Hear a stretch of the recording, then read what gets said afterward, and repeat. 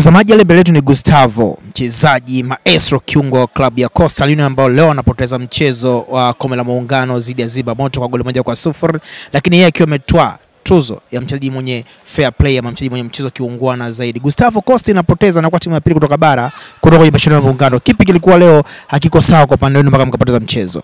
Cha kwanza tunamshukuru Mwenyezi Mungu kwa kumaliza mchezo salama. Pili tunawapongeza Zimamoto kwa kuweza kupata ushindi. Nadhani tumefanya makosa. Zimamoto ametumia makosa yetu, wameweza kupata goli. Na kipindi cha pili mwalimu ameona wale madhaifu, tumeenda kujitahidi kufanyia kazi.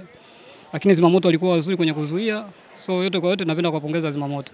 Nishani ya Mano, mchezaji bora mwenye mchezo kiungwana ambao umepata leo thamani ya $200,000, inatoa picha gani kwenye karia yako?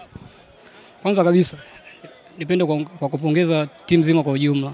Na mchezo wa mpira ni mchezo wa kiungwana. So kila mchezaji anapocheza uwanjani anatakiwa ajali afya ya mwenzie. Pili najivunia kwa hilo. Yote kwa yote pia napenda kuwapongeza Zimamoto kwa ushindi. Na mwisho kabisa kwako, siku ya Jumapili Simba atakuwa Afrika Kusini. Mwakilishi pekee kwa kwenye mashindano ya kimataifa kutoka Tanzania. Mchezo wa marejeano dhidi ya Stellenbosch ya Afrika Kusini. Simba anamtaja goli 1-0. Kwako unaweza kusema nini kwa Simba? Kikubwa kwa kila Mtanzania ni kuiombea Simba. Kwangu mimi binafsi naitakia kila la heri Simba kwenye mchezo huo. Bwana, mimi shukrani sana, kutakia mapumziko mema. Shukrani.